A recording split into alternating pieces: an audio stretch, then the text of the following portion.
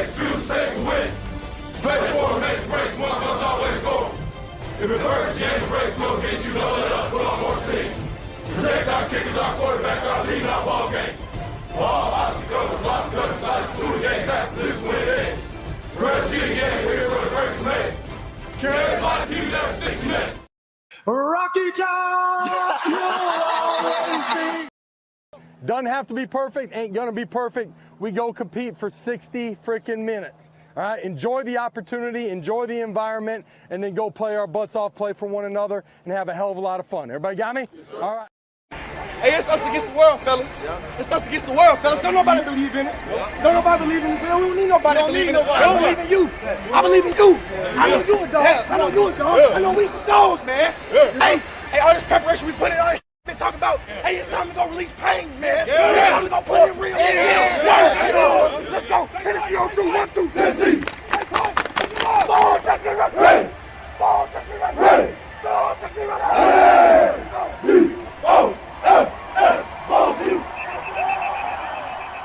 The greatest fan base in college sports. I was looking out my hotel room last night, a bunch of orange walking around. You saw it this morning. Could feel it when we walked into the hotel yesterday. Our fans show up, they travel, they're passionate, they care 365 days out of the year. And, that's what makes this such a special place. The fan base is as good as it gets, and it's always been a dream of mine to be a part of something that people care about, and they certainly do in a big way here. Make the decision. You're either a Vol or you're not, through thick and thin. But you know what? Let's talk a little Vols. That is not me trying to take any shine away from the phenomenal channel Talking Vols and my guy Boogie Bentley runs. So shout out to them. But let's talk a little Vols here.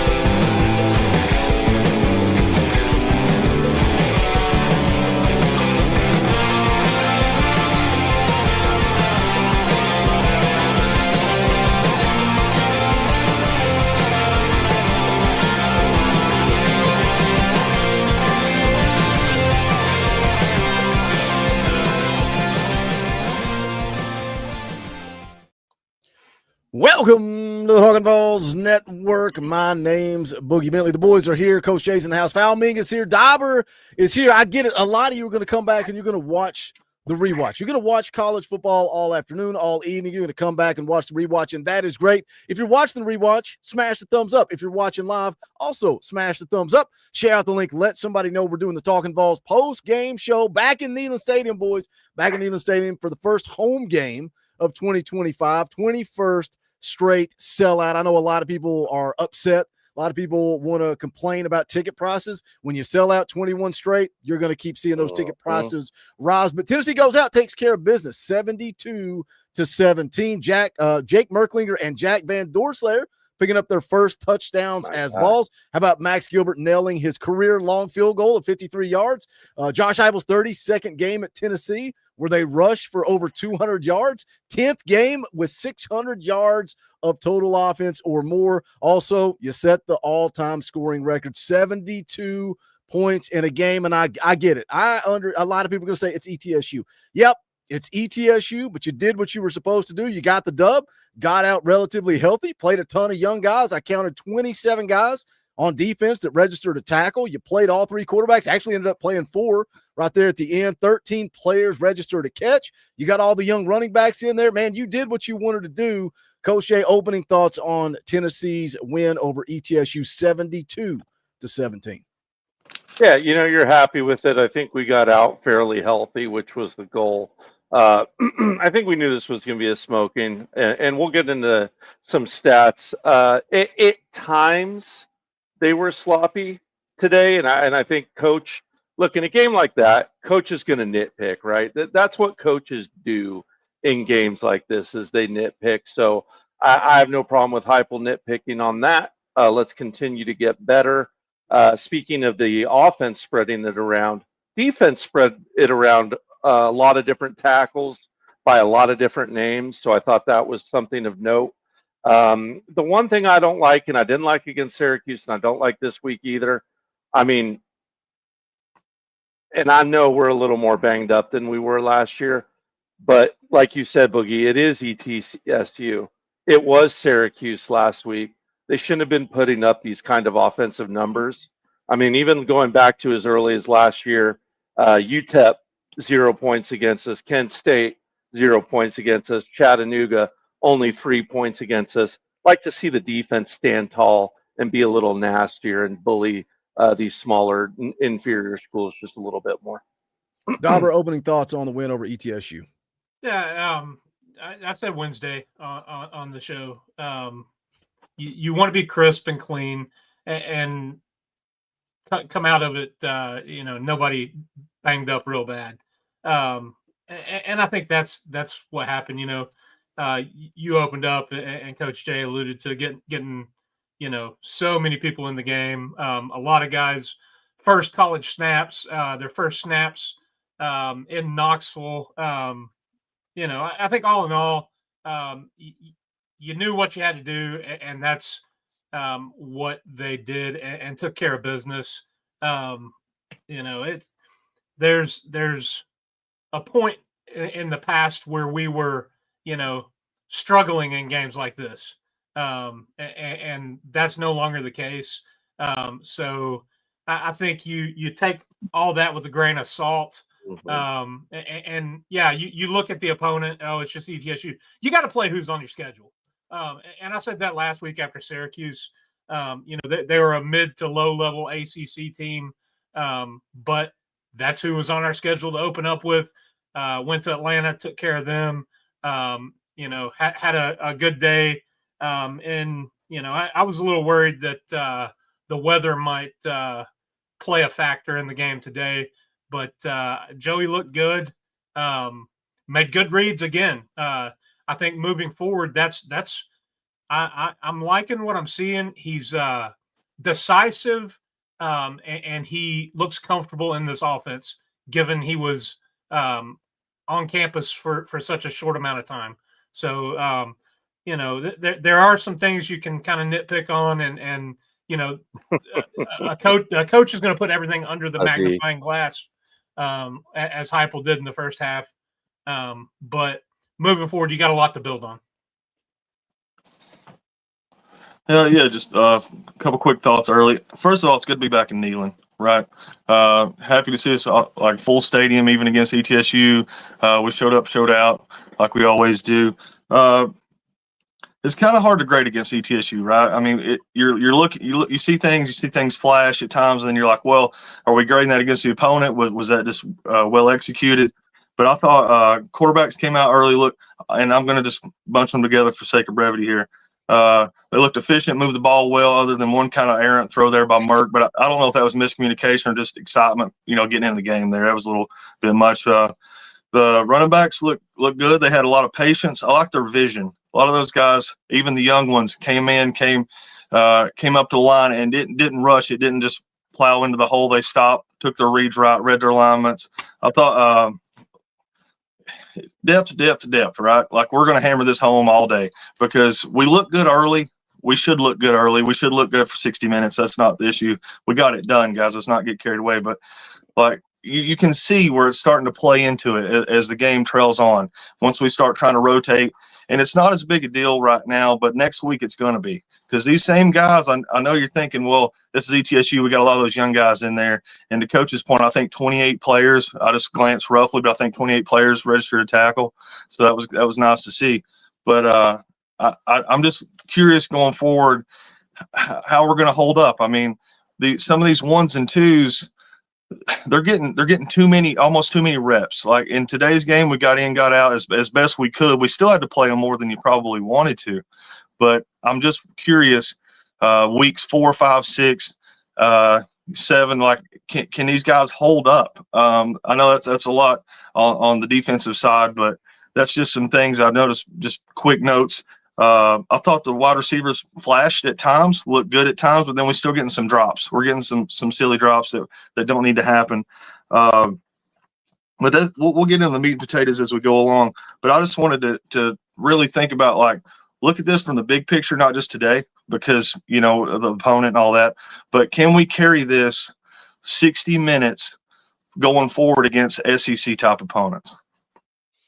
There's so many things I want to unpack here. I want to catch up with the chat first, and then I want to come back to defense, because I thought it was hilarious that Coach Heupel was pissed going into the locker room. I thought it was hilarious that somebody on Twitter responded to my tweet about it. And then I knew when we came in here in the back room that Coach Jay would mimic exactly what Coach Heupel said. Why? Because he's a coach, and that's what coaches do. They nitpick. And we hey, look, even you guys in the chat, if you're watching the rewatch in the comment section, be critical. It's okay to be critical, especially when you're looking at ETSU, because there's something with the defense that I'm really critical of that we'll talk about here in just a second. Let me catch up with you guys in the chat. Backflip Spaghetti dropped a $10 super chat. We appreciate that. Says, let's go. Start the show, please. Boogie. Oh, man, I did that once, and it was last year after the Ohio State beatdown, and I got yelled at for 30 minutes straight. We went live as quick as we could. Luke Thompson for 2. Maybe if I donate, I'll get my number 3 spot back. Andrew, they're fighting for rankings in YouTube, I guess. I don't really understand all that stuff. I don't know how it works. The Legacy drops $1. We appreciate the tip in the tip jar, my man. Also, Flying Fortress, been a member for 34 months. I might be crazy, so feel free to call me this as an overreaction. I think we have a good chance versus the Dogs next week. Who let the Dogs out, couldn't tell you, but I know who is going to take them back. GBO, I think we're going to find out. Coach Heupel said we were going to find out who this team was in the second half. I think we're going to find out who this team is in 7 days. Backflip Spaghetti for 5. This is worth a 5 drop. Uncle Lou, Georgia sucks again. Nothing in football makes me happier right now.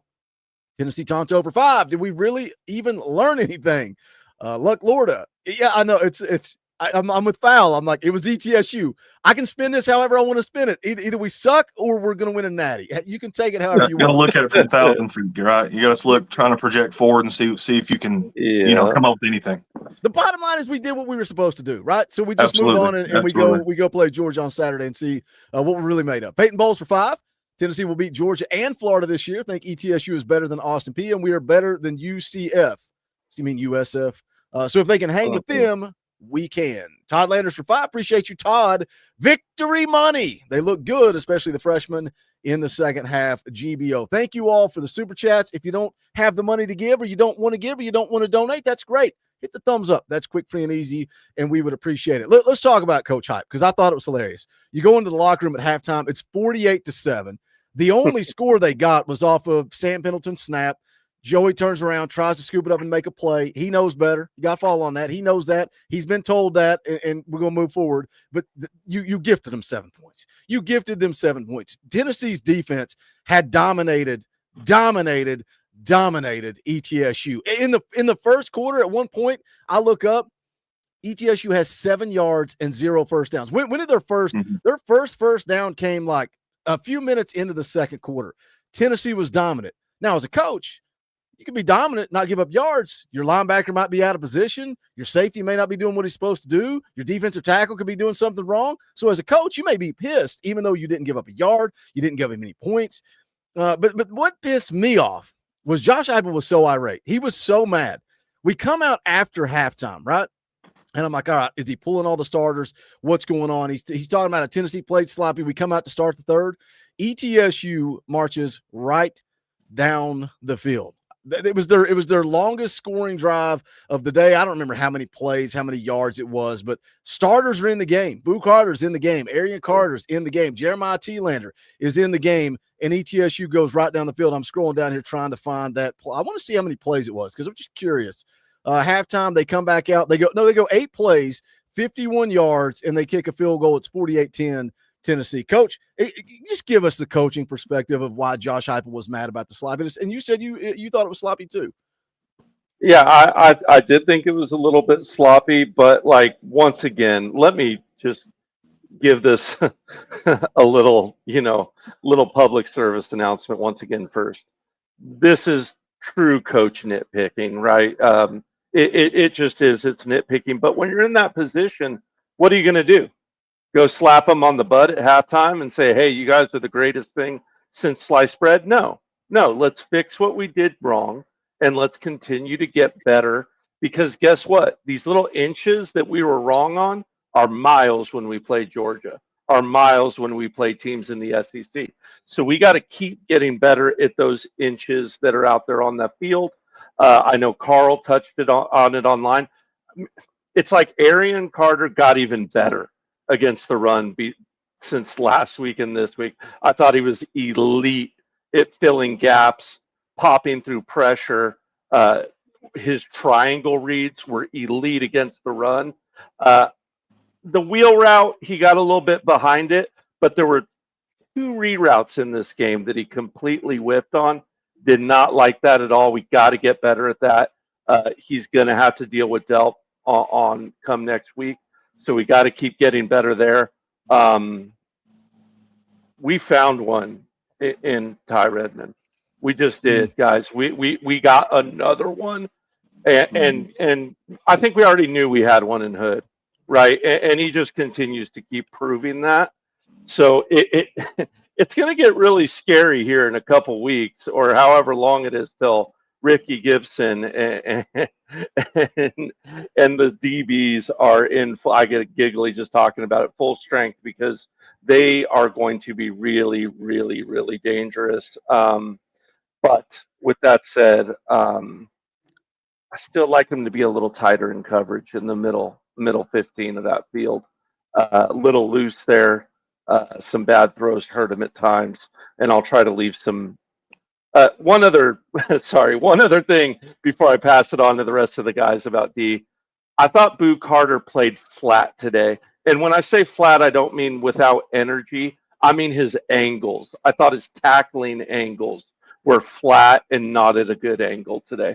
But with that said, what do you think of the defense today, Val? Well, let me go right back to bat for Boo there. I think he was explosive in his return game. I thought he looked really good there. So I just give him some props on that. I think the average was like 23 yards on a return, long of like 40 or something like that. So I thought he looked really good there. I did think he made a couple good tackles in space. And the reason I bring that up is because last week we were kind of drilling him a little bit, but last week was his first time like almost in full action this spring. So I do think there's a lot of progress there, and just as many times as I can nitpick, I want to brag on him at the same time, because given the whole thing and everything that's come up, you got to keep in mind, like I am ecstatic. I'm excited. I think this team is a good team. I think we can play with anybody.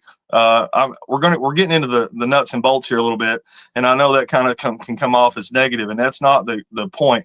When I'm playing a team like ETSU, nothing against ETSU, but I almost look at it as like a scrimmage, almost like a practice, as far as like we need to get in here, number one, get out injury free. And I think for the most part we did that. And I'm sure there might be some stuff we're not aware of yet. But the biggest thing is make mistakes. Make mistakes now, because these mistakes are going to get amplified in SEC play, like Coach touched on. But make them now and learn. There's nothing wrong with, like, we're picking these things out because we're catching progress throughout the season. We're watching how these things build. The only thing I'm keep stressing is these injuries, man. Like going into the game, not during the game. The ones going in. I think you're all over it. Ty Redmond, which you can go back to some of our old streams. We've been talking him up for months now. I know I've brought him up a few times early before we even knew who he was. But once we get past that, Like we're just I worry when I know I'm rehashing the same things, but some of these 1s and 2s, man, they can't play 60 minutes without a break. And when you get the drop off, there's going to be one. But other than that, I thought we looked good as a whole. I thought we went out, took care of business. We did what we're supposed to do. We put up points. I mean, we broke the record for scoring here. So let's not get too down in the dumps here. We're just bringing up a couple little points here and there. But make mistakes now, get it fixed. Go to the film room tomorrow and come back and let's get ready for Georgia week. Yeah, I think you take today with for what it is. You did what you're supposed to. The defense, in my mind, you look at that second half, that opening drive. ETSU brought it out, took it right down the field.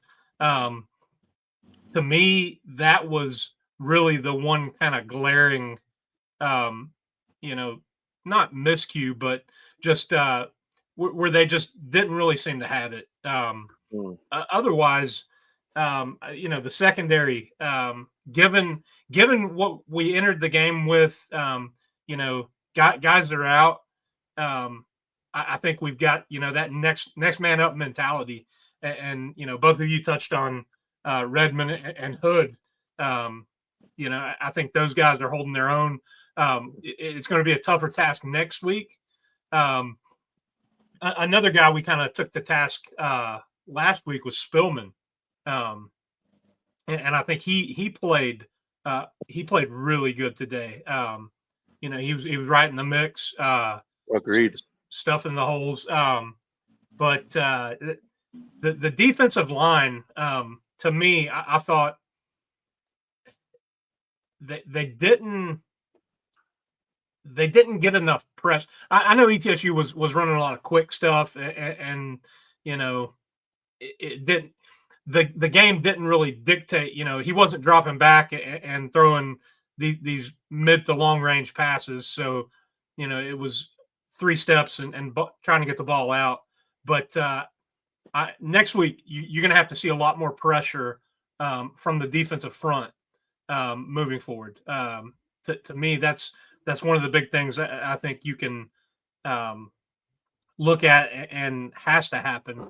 But you all nailed it. Coach Hype is going to have a magnifying glass out for a game like this because those little things. And it is, if you're a step late, but you still make the tackle against ETSU, a step late against Georgia, that could be a 60-yard play that you're giving up because you're a step late. And we've seen that time and time again.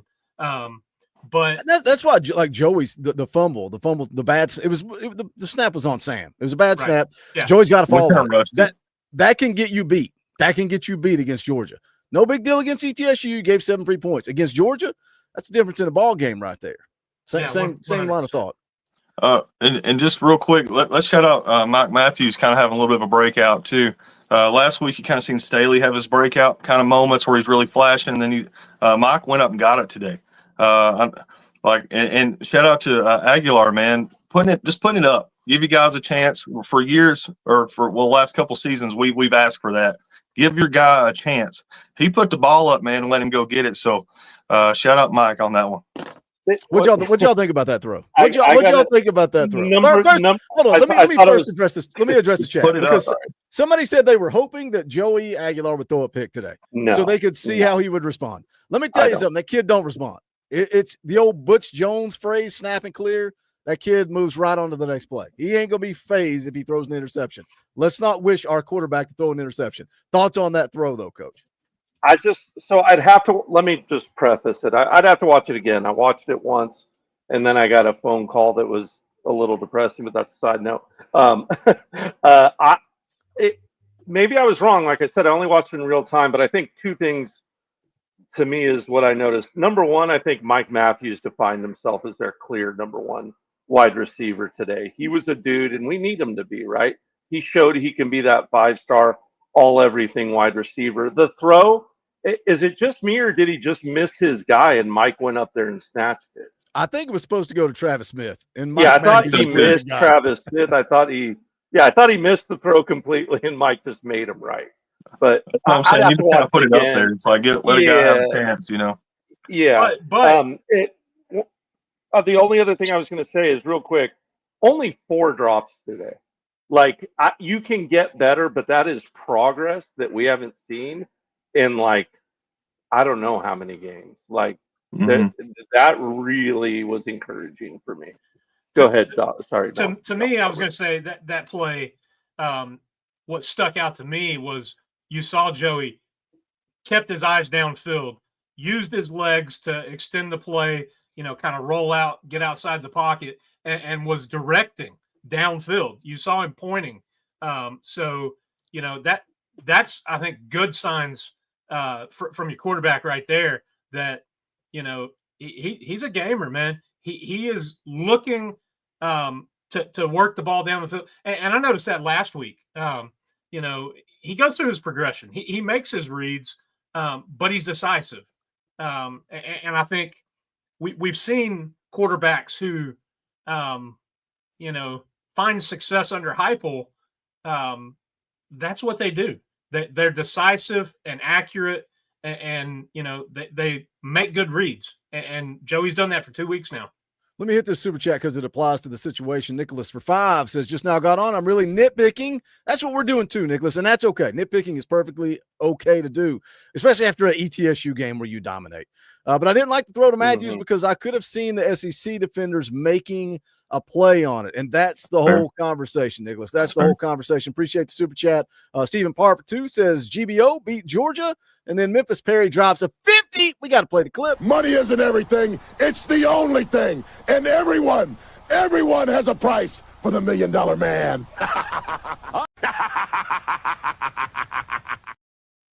Memphis Perry for 50. That is not cheap. That's the top donation of the postgame show. We appreciate the super chat. It says, go big, dang orange. Vacationing in Helen, Georgia this week and have been talking to the Georgia fans, and I could say they are worried. Go big, dang orange. We'll see. I don't like that they're struggling against Austin Peay. I do not like that because that means Kirby Smart is going to coach his tail off all week long. I think we kind of earlier this week on one of the shows. I don't like that. I don't like that they're struggling against Austin Peay. But we'll see, man. We're going to find out what this team is made of Saturday afternoon in Neyland Stadium when Georgia comes to town. Founding, any final thoughts? Like, look, when Joey made that throw, I just laughed because that's the definition of a gunslinger. It's like, I've got 2 guys out there. They're both in one-on-one coverage. Let's chuck it up and let a guy go make a play. And when Joey said he was coming here, this was a big talking point. It was a big conversation. How many times did we say, Nico, let it go. Just let it go and let Brazel, let him go make a play. And he never would do it. Joey does it. Mike Matthews comes down with a touchdown. That was kind of my point. And I need easy for me to say. I need to go back and look at it closer and see, because I do agree that I think it wasn't intended for him, but I want to see just how much air was on that ball and go back and look and see if only his receivers had an opportunity there. I'm not sure the way they were moving across the field. I just saw it on TV for a split second, but something that we've been asking for, and granted, everybody's going to hit me with this, opponent, I know. But Brazel, 9 for 125 yards. Matthews, 6 for 111 yards, right? I mean, first 2 guys, and we're saying, well, Mike's clear number 1, but look, right there's Brazel with 125 yards. Both of them have almost over a 15-yard average. You got 13.9 and 18.5 average. I mean, we're slinging the rock. We're getting down the field. We're pushing the ball. We got a long of for our top 3 guys or 4, 5 over 15 yards. We got a 32, a 53, and a 27. I'm loving it, man. I just like seeing Joey come out. For a guy who's just barely been there just a short amount of time, he seems so comfortable in this offense. He seems like he's done it all his life. Hop's clearly hitting up plays that he knows he's comfortable with. He knows he likes.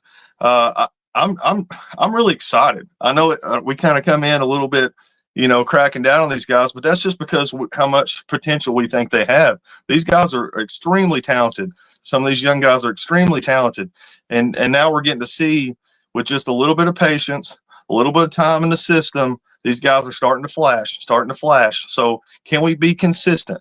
That's going to be my final thoughts is, can we be consistent, carry this progress? We're not perfect yet. We're never going to be perfect, as Hop says, but we're moving forward. We're slowly, and I want to see, can we carry this into SEC play? Let me hit a couple of super chats because they're talking about the play of Joey Aguilar, these wide receivers, and I want to come back and talk about Joey and the wide receivers. Corey Smith for 5 says, only 4? I get drops on tough throws, but in the hands it's tough. That gets you beat against good teams. We'll come back and talk about that in just a second. Vols fan for life for 2. My 2 cents. Florida is beatable in the swamp. GBO, Tyler Maxwell for 2. Clean up and get healthy. Let's go beat Georgia. GBDO. Shout out, Tyler. We appreciate you guys for the super chats. Go ahead. Can I throw one more thing in there? Did y'all see Brame in the slot? Did y'all see him spread out? Dauber just got pissed because you took his catchphrase. No, I'm not. I want to just let you guys talk about it. I just want to bring that up. We've talked about it and asked for it. Run with it. I didn't see. No, I didn't pay attention to that. But I think it's very clear they're going to do that. I mean, they do it with Kitzelman sometimes too, right? Well, just to see a young guy that quickly, already trusting him out in space, I just like to see that. Christian L's been a member for 22 months. Shout out Christian L. We appreciate you. Let's cycle back around to Joey. Numbers on the day: 23 of 31, 288 yards, 2 touchdowns, 2 games in, 0 interceptions. We've all kind of said it, but week after week now, we've kind of seen that he sees the field well, right? Scans the field, goes through his progression. How many times do you see him start right, look left, come back right, and then it's like that clock's ticking, he bounces out of the pocket, looks downfield, trying to make a play. I just feel like, man, I guess I never grasped it. They kept talking about it on the broadcast, saying this is the 4th straight year with a different quarterback.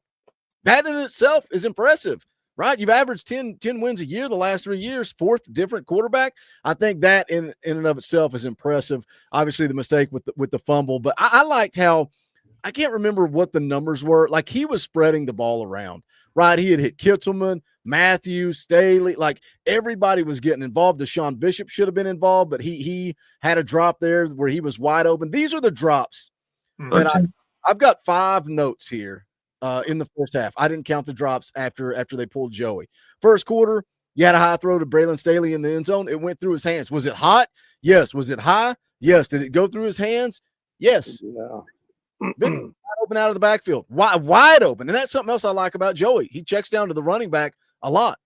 Right there, wide open, he drops it. Had a high throw to Kitzelman through the hands. It was kind of similar to Staley. It's hot, but it goes through the hands. Andrew Fielding pointing out a good point in the chat. The football's wet as well. Second quarter, there was a crazy high throw that I have no idea what happened. I don't know if it just came out hot. It was way high. And then he had a slant to Staley where it hit him right in the numbers. It was kind of behind the defender. I don't know that Staley ever saw it. That's 5 on my count. You got to clean it up. I'm going to continue to say this if we see it every week. You got to clean it up. How much better are Joey's numbers if you get 3 out of those 5, right? Now you're talking about 26 out of 31. The yardage looks better. Do you have a touchdown there? Just simple, Dauber. Clean it up, make the plays. You get paid to play college football, make the catch. That's it.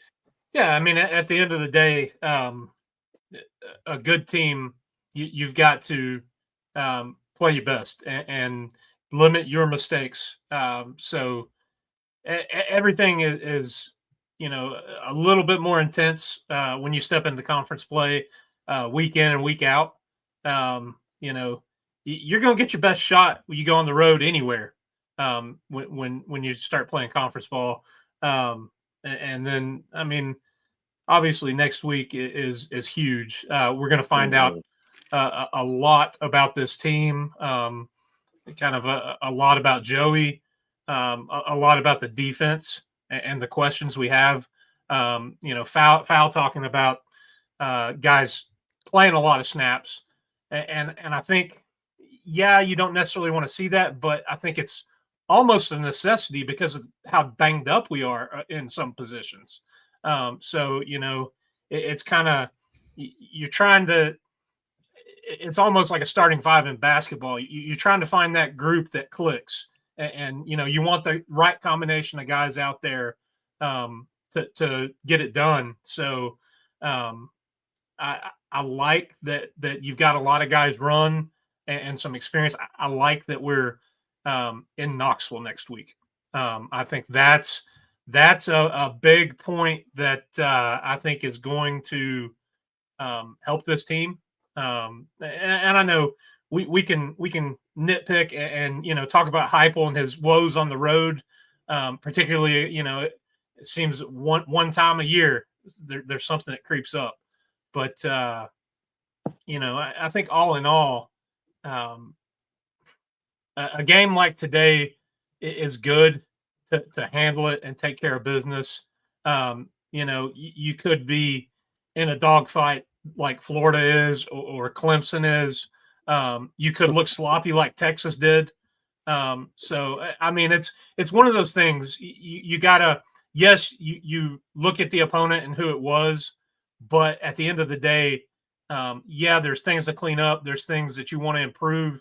You've got to improve to play against the the elite teams, but you handled your business. So at the end of the day, got the W, and now you're moving on, and everything's focused on next week. Coach, any comments on Joey's play today and the wide receivers just as a whole? I mean, I thought he played well. You know, I thought we have young wide receivers that need to step up and show and prove themselves. And I thought for the most part they did that. By the way, really happy with the way Rad Jackson played in limited time tonight. I'm going to bring it up to everyone in here because not everyone watches all the breakdowns, but I think I brought up that I thought Jack Van Dorselaer was perfectly built tight end for Josh Heupel's system, and I like him a lot. I think the sky's the limit for him in this offense. But as far as Joey goes, to not get off topic, I was super happy with him, right? But once again, just like any other quarterback here, we're going to judge him, you know, not on what he does against teams like this. We're going to judge him on what he does in the Southeastern Conference. But for the most part, I think he showed that he could keep pace with everyone that's been here so far. Now we'll see if he can prove that against the Southeastern school as well. You mentioned Rad Jackson. That's what I'm talking. That's what I want to see when Bray has a drop, when Deshaun Bishop has a drop. Man, I think it was might have been Jake that fired one in there high. Rad Jackson went up and grabbed it, man. Let's bail out the young quarterback when he throws one high and it's hot. Go up and bail your teammate out, and that's what Rad Jackson did. Let me hit a couple of super chats real quick. Corey Smith for 2. Need Coach Jay to admit Joey is better than Nico. All right. How much time we got? I mean, I'm not. Are we doing this right now? Is that what? No, I'm not going to, because I haven't seen a whole season out of him. Like, B, once again, one was a freshman, one's a 7th-year senior, whatever he is. Like, B, what am I supposed to do? Compare this performance against Nico playing Chattanooga? I mean, actually, I think Nico outperformed him if we were to compare those two. But that's not what we're doing, guys. We need to watch a full season. We need to watch what they do in the Southeastern Conference. Joey proves it there. Be happy to crown him. I'm rooting for the kid once again. I've got deep ties with that. I want him to succeed more than anything. I think the better question is maybe does he fit the system a little bit better? I think he just is calmer and more smooth and seasoned, so that suits Josh Heupel's system better. Right. Ergo, you're going to see an offense that flows much, much better. 100%. I think Joey's got it between the ears more than Nico does, but that's easy to say when, like Coach just pointed out, he should. He's a 6th or 7th-year senior. He should have it more between the ears. He's been around. He's seen and done it. I think that's why Joey could come in on short notice, and that's still a tall task. That's a lot to ask for a kid to come in with that little bit of time and learn this offense. I think that's why he was able to do it. And no, I am not taking shots at Jake Merklinger. Jake Merklinger went 9 of 14 today, 118 yards, 2 touchdowns. I think we're seeing why Joey won the quarterback competition. If you can't see that and just you can look at stats. Oh well, Jake looked great. Yeah, and I love Jake Merklinger, but I think we're seeing why that Joey Aguilar won the quarterback job. How quick, how smooth, how he operates through the system, and you've already touched on it, so I don't want to rehash, but it's the reads. Like we were talking about some of the drops earlier. Well, the counter to that is he's making the right read. Like, yeah, he may drop it or we have this and that happen, but he's throwing it to the right guy. Like, he's made the read, he's hitting the right options. But just to sum all this up and get all this done. Yes, we have depth issues. Yes, we're young, but I'm not afraid to line up and play anybody in the country with this team. I agree 100%. I think we can play with anybody. If we show up, we execute, do what we're supposed to do. Johnny Price for 2 for their league. ETSU is not slouches. Yeah, I mean, their coach even kind of played into it this week with the media. He's kind of like, we're coming in, we're going to get our paycheck, we're going to go back to East Tennessee and compete in our conference. And I think they have a shot. Man, I think they have a shot to compete in their conference this year. Corey Smith for another 2 says, I start up the Hornets' nest. It's all good fun. Gregory No. C for 20. That's an orange boy.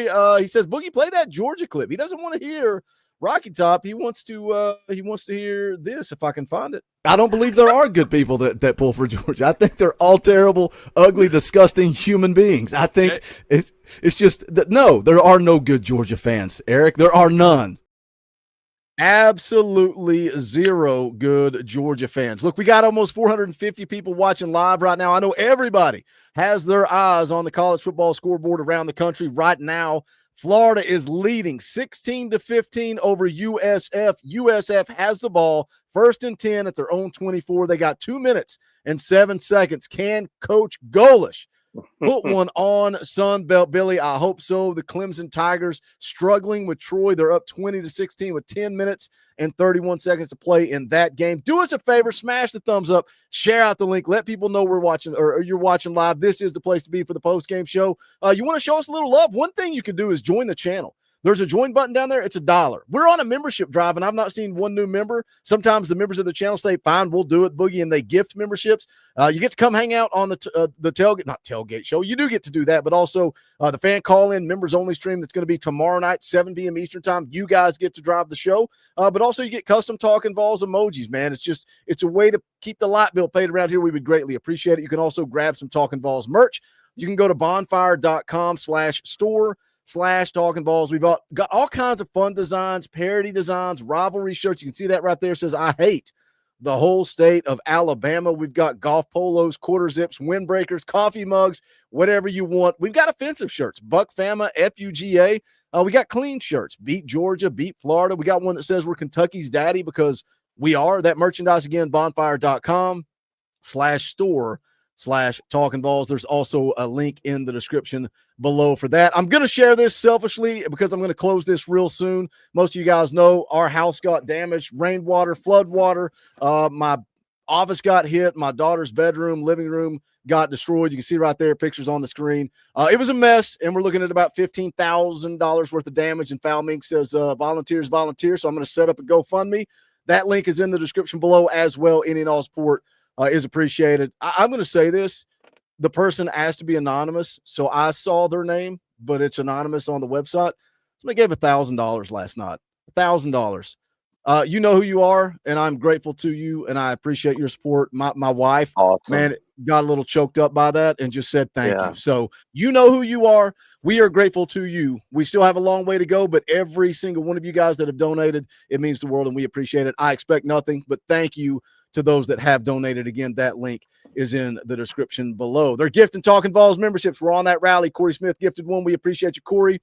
Fried Rice became a member of the channel. Shout out Fried Rice. We appreciate you. Let's circle back around. Let's talk about some of these young guys, man. Again, we're talking about the number of players that registered a tackle. Found me talking about everybody that hauled in a catch, played a lot of young guys. I'm excited to, number one, get the Pro Football Focus numbers and see how many snaps some of these guys played. And then number two, watch the rewatch. When I can pause it, slow down, look at the numbers on the field, see who's out there, watch each individual effort.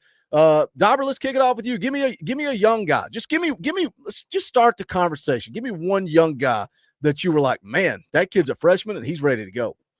I'm gonna stick with Ty Redmond. I talked about him opening up. I think kind of thrust into playing out of necessity with how thin we are in the defensive backfield. And man, he's showed up. He has played well. It's going to be a lot tougher as the next couple of weeks roll around. But I thought he defended the ball well. I like that you're seeing these defensive backs get their head turned. you're not having a lot of, lazy, not turning. We got so used to seeing that at Tennessee, that they're playing the guy and not the ball. They'd never turn around. They wouldn't get their head turned, bad position, be lazy and throw their arms up, get a defensive pass interference. But I think, and everybody wants to dog Willie Martinez. But, I think given where this team is with the secondary, you had Boo coming in the doghouse and kind of limited snaps, rotating some other guys around, guys that you counted on playing and being big impact, either not starting the year or getting hurt.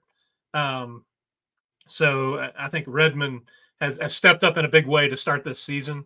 I hope he continues that. So he's kind of the one that stands out to me. Let me ask you something, Coach, because Dauber brought up a good point. Because it's not just Ty Redmond. We're also seeing Colton Hood. Colton Hood, his head is always turned around. He is always turned around looking for the ball, looking to make a play. Everybody wanted to blame Willie Martinez because in previous years, our DBs are running, facing the wide receiver, their hands are up, wishing for a prayer, hoping on a prayer, living on a prayer. That's the song I was looking for. Is it maybe you're taught if you're beat, last resort, throw those hands up?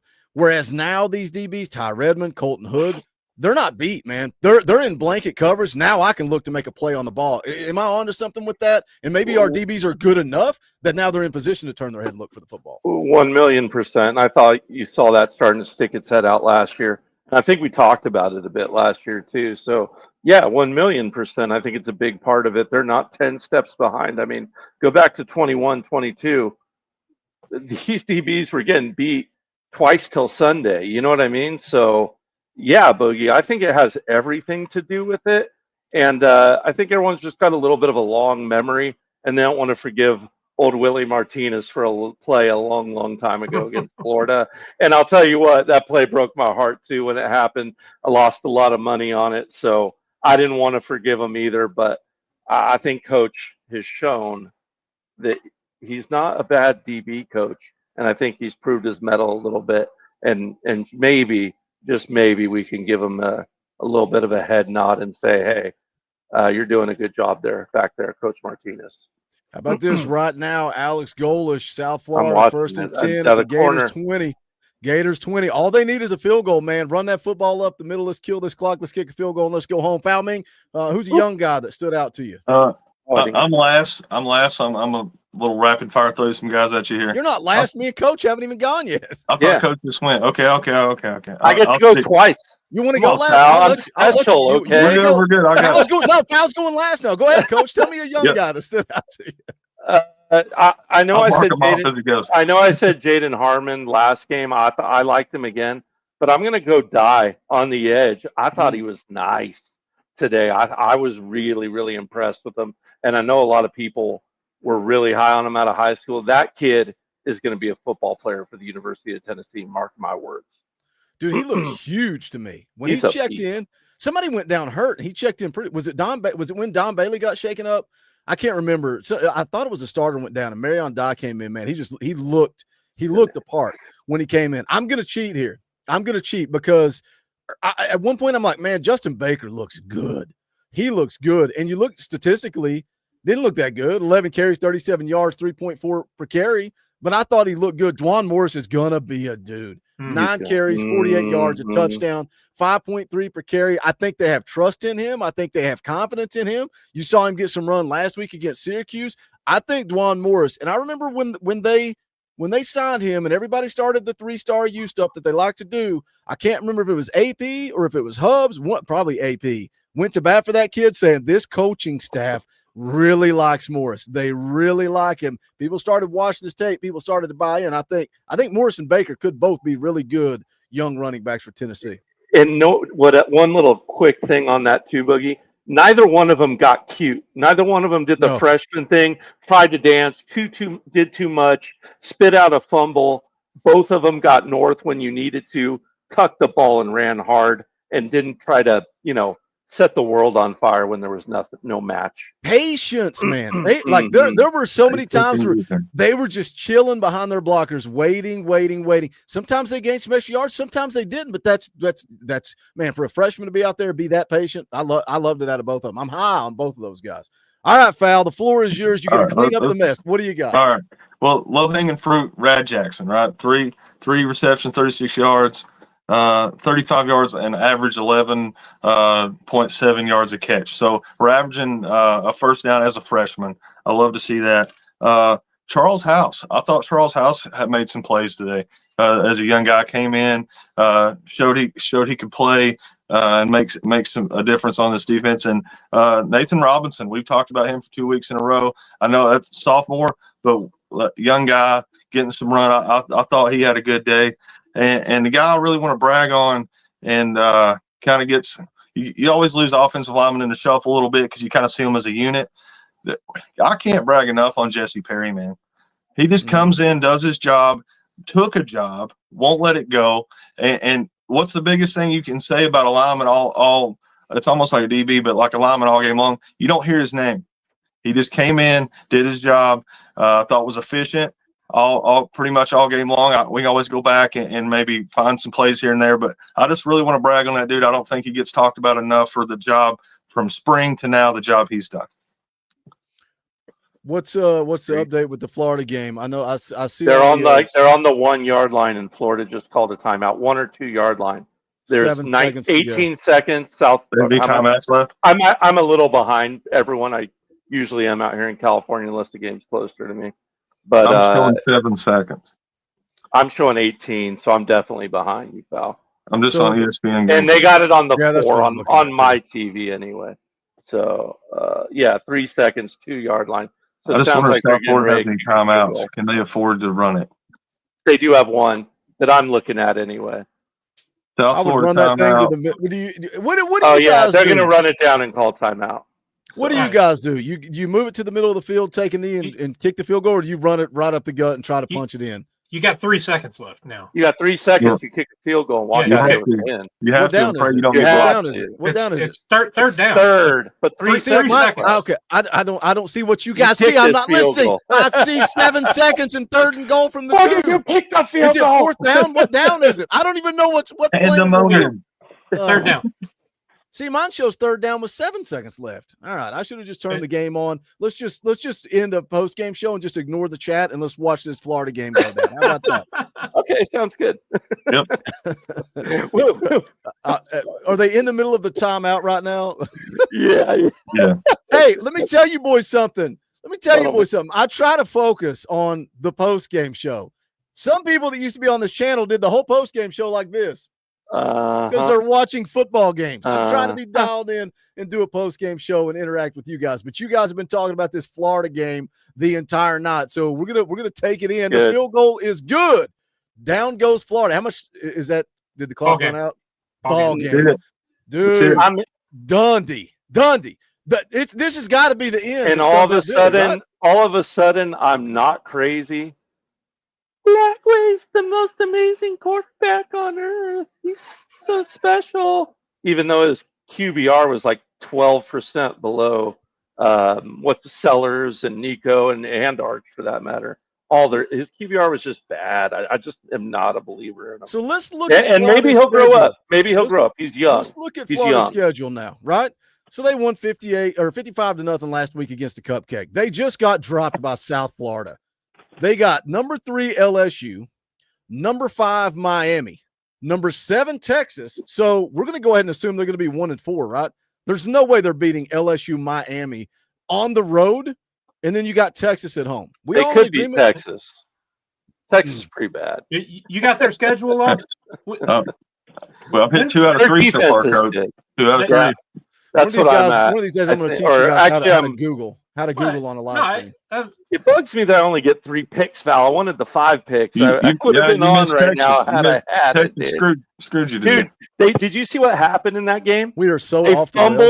They fumbled it on the 5-yard line, or I would have covered. Man, they fumbled it on the 5-yard line with like a minute left. I was like, "Are you serious right now?" I'm waiting on OU, Michigan. We'll find out. There you go. There you go. We'll find out, baby. There's Florida's schedule, Dauber. LSU on the road, Miami on the road, Texas at home, Texas A&M on the road. Dude, that's 4 straight ranked games. They've got Georgia, Kentucky, Ole Miss, us. It's a nightmare. Go ahead and change the title. Florida dumpster fire. That's what we're going to now. That's what some people in the Tennessee YouTube space are doing right now. 100%. I digress. What like do you think, like, I'm being dead serious? I know Ron the Don, a lot of people said this last year. Is Billy Napier going to be at Florida when Tennessee goes down to the Swamp? I don't see it. I don't see it.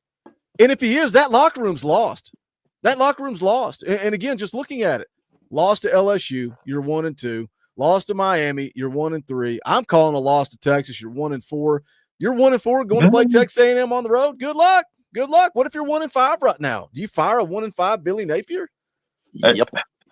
There's a lot of the top half of the SEC that's not looking great, guys. Like, they have struggled in the first 2 weeks. I think I said it at the beginning of the stream, did I not? Like, if ever there was a time that the whole league feels wide open and it can be taken, it's now. I hope we come out, play with our hair on fire. I hope Joey sticks it up all the haters. You know what? Next Saturday.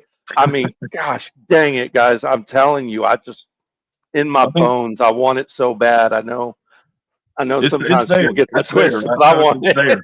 It is. Joey haters are becoming the Joey lovers. Even the national media is starting to go, oh, this offense could be the best it's been since Hendon Hooker was here. I think they're buying in, man. I think they're buying in. But you got Georgia coming to town next week. We're going to talk about that. But let's say you lose that game. Let's say you don't beat Georgia. Everybody else on the schedule is still beatable. 10-2, 11-1 is still obtainable. You beat Georgia on Saturday, Dauber. You're playing with house money at that point. 100%. Is very realistic if you beat Georgia. You know, I think next Saturday goes a long way in setting up kind of momentum for the rest of the season. You either, you're riding high and feeling invincible, or you take some lumps and hopefully you learn from it. You play a good, tough, close game, and you get better and use that to, springboard you into success in the middle of the season and close out the season. But I think we saw last year, I think 10 wins, you get to 10 wins, I think you've got a real good shot at the playoffs. And the way things have shaped up, like Coach Jay said, nobody looks, head and shoulders above anybody right now. Everybody's looked a little suspect at times. Mm-hmm. So why not us? Why not? Let's I like what I've seen. And granted, I know. Look at who you play. You play who's on your schedule. You took care of business the way it's supposed to have been done. And you live and you move on to next week. So, I think there's not a lot to celebrate tonight. Curb stomping ETSU, but I think you turn the page right now in the locker room and you're focused on Georgia because it is a big time game. Like I said earlier, the fact that it's in Knoxville, I think goes a long way for me. And I think it's not a must win, but it is a huge win. It's big. If Heupel can do this, it gets that monkey off his back for the big three. That's the last one that he needs to take down. And, it would go a long way for this team and setting up the successes for the rest of the season. Let me hit a couple of super chats real quick. Tennessee Tonto for 2. Coach Josh Heupel better be calling Alex tonight. Getting little tips. Get some tips from Coach Golish. Roy Gibson for 2. Let's not put USF on our schedule ever. Ball fan for live for 2 says, bro, we are winning at the Swamp. Let me tell you guys something. If Billy Napier gets fired, I would not be surprised if Florida picks up the phone and calls Alex Golish. So let's maybe not worry about USF. Let's see where Alex Golish ends up. I just want to real quickly talk about Georgia, because one of the things I noted, obviously, Boo Carter out there returning punts. We've not seen him do that since he's been in the doghouse, and Fowl rattled off the numbers. He was electric tonight, man. 4 returns, 94 yards, 23.5 per return. Kept waiting on him to break one. He was so close. Yeah. At least twice he could have had house calls, man. It just shows you, man, it almost frustrates me because it shows you how electric he is with the ball in his hands. And gosh, to be able to have that option on offense. The question is he going to start? Will he start at star next week against Georgia? You saw McMurray play a lot of true corner this week. I thought that's interesting. Fowl, you're nodding your head. You think we finally see Boo get more run, maybe even a start at star, get his position back, and we're going to use McMurray on the outside where we're down 2 corners. Yeah, I think with his progression added to our depth issue, I think that's a combo. It's a guarantee. I think it's a lock. For me, for outside looking in, I'm not in the room every day. There could be some things going on, but from the outside looking in, he's made the right progress on the field. I think we're moving the right direction, and with the depth issues at corner, I think it's a win-win. I think it's a must almost for us. Absolutely. I thought McMurray played a good first game. I thought he was soft today. I thought he got out muscled at times in one-on-one matchups, and I kind of wasn't a fan of that. So I'd like to see him back at that corner where he's not getting kind of out muscled by tight ends and things like that of that nature. Do we have a better option? Go ahead. Rolly for 2 says.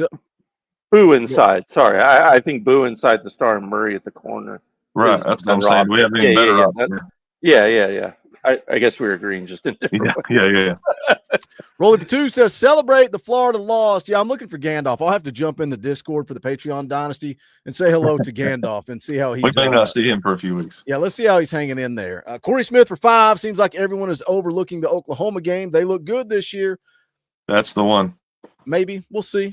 Josh Heupel's lost 1 game in Neyland in 3 years, and that's to Georgia. So I think Georgia's the game. I sound like a coach. So we're going to take it 1 week at a time. That's true when we're talking about Georgia. All I can see is the Bulldogs, and I want that win more than I want it bad, but I don't think that one dictates our season. I think we if we win it, obviously it's huge. But if we lose that one, I don't think it ends the season. No. You have to beat Oklahoma at the end. And I think that's a solid test. I'm not saying they can beat us at home. I'm just saying that's a solid test. Yeah, but when you're playing winning football, every game is the biggest game of the year, right? It's like you just shift it from week to week to week. So you go beat Georgia, then all of a sudden that attention shifts to the next opponent. Cody Copeland for 20. That's an Orange Boy. We'll go up here and we shall play the clip. Rocky Top! Cody for 20 says, I'm going to lose $20 every week this season, and it's totally worth it. Last week, 18 game parlay. $20 wins 500. Won every bet except Bama. This week, the same except Florida. Love seeing them lose, and the Vols win big. GBO. Coach, that is so hard to win that large of a parlay. The odds are so. The largest parlay I've ever hit was 8, and it was at the Paris in Vegas, and I was literally running around the sportsbook screaming because I won like 6,500, $7,000, something like that on a small bet, and it was one of those plays where it was like the game was over, all the team had to do was sit on the ball. And they handed it up a gap and took a 60-yard run in. So that's tough, man. I'm rooting for you, Cody. But yeah, I may have started a problem. I would like to go back to giving them 5 teams though, and letting them pick the 3 that they like for a parlay. I like that idea best. That way I have plausible deniability. He's rattled. Gabbing and gambling with Coach Jay. That's you remember when he used to do film breakdowns? He's like, now can we just talk gambling every segment? That's what I want to do. Dim Barnyard builds for 5. Sorry, just getting back from the game. Merck was doing Nico things. One side of the field reads and pulling down too early. Caleb Beasley takes terrible angles. Shout out Dim Barnyard builds. Yeah, we talked about that a little bit earlier. There's a reason. There's a reason why Joey Aguilar is your starting quarterback, and he's also a blessing, man, to have Joey Aguilar. I think this team would be in trouble without Joey. So a freshman did something another freshman was doing? 2 redshirt freshmen only reading half the field. Nah, I don't believe it. You crazy. I will say this. It was really annoying when GMAC took the field because Miss J was taking a nap. All of a sudden, she was up. She was Just like the Undertaker, sat straight she up. just popped up like the Undertaker, was screaming and hooping and hollering. I was like, "What in the world is going on in here?" We are off the rails. I thought George looked good, though. I thought George looked good. I think I said it. I said it at the tailgate show. I think George wins the starting job next year. I think he's QB1 in 2026. It's just Agree. That's what I think. One last thing I want to ask about the George game. We talked a little bit about it on the tailgate show, so I'll let Fowl and Dauber, you can kick it off. David Sanders didn't go again today. Stinger, coaching staff, medical staff made the decision today, set him out. Next week, Georgia comes to town. Do you start a true freshman for the first time against Georgia, or do you roll with the offensive line that's been pretty dang solid by sliding Jesse Perry out, moving Wendell Moy over, sliding in Sham at left guard? What are you doing next week? You starting David Sanders, or are you going with what you've been running with? That's tough. I'm going to throw out a little conspiracy theory here. No. Is he – how dinged up is David Sanders? Were you listening to the tailgate show? What are we doing here? This is Coach Jay's tinfoil hat conspiracy theory. I was making spinach dip and buffalo chicken dip. I jumped on, but said hey, and then ducked out. No, I think it's tough. You want your best dudes out there. The way this offensive line has played these last 2 weeks. Let's see. Joey wasn't sacked last week. I know he had a little bit more pressure today. He didn't get sacked today, but he got hit a couple times, right? Yeah, no sacks. He did get hit. That A gap stresses me out. Yeah, I mean, what you've got rolling right now is good. It's that whole question is 85% David Sanders better than what you've got right now, and then is it worth risking the future for this young kid for one game?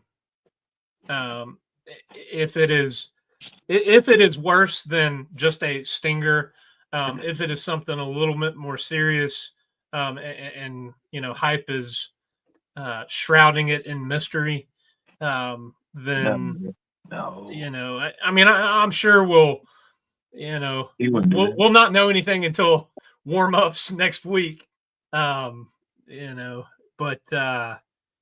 it's a tough task to ask a true freshman to make your first start. The one saving grace is it's in Neyland. It's at home. On the road, that I don't think you do. At home, maybe. I don't know. Okay, any final thoughts on that? With my 10 foul hat, the problem I have with that is not so much the freshman thing, is the fact that if you bring him in, not only is it a freshman, you're shifting the whole line. Like I was ready for that today, but against Georgia, it's okay. And here's why I bring that up. So at first I would think go with the line you have and then rotate him in and see how he does, see how he feels, see if he's up to speed. But my problem with that is I can't just rotate him in because I have to shift everybody. Yep. So that's where I'm like, okay, now the way they've kind of double dipped and cross-trained everybody from what we hear from the outside in, for the most part, other than Sham only plays left. That's just the most obscure thing I've heard. It just cracks me up every time.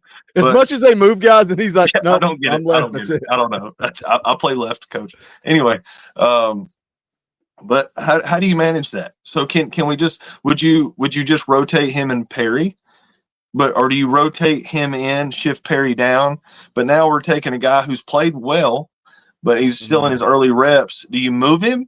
Like, I don't know. I mean, we're not at practice. I don't know how well these guys play every position, but the shift is what's holding me up. I would like to start the line to sum it up. I'd like to start the line we have and rotate him in if he's capable. I don't know the severity of the injury, but if it's possible, I'd like to rotate him in.